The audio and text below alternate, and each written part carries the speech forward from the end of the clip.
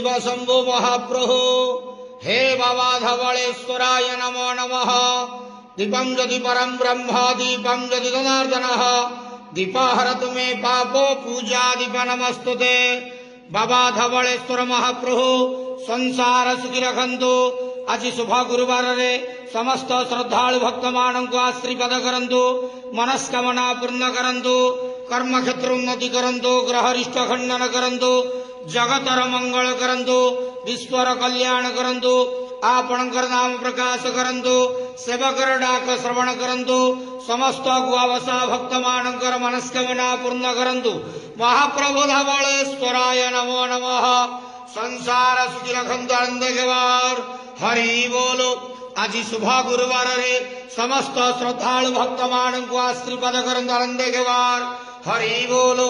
बाबा धवलेश्वराय नमो नमः।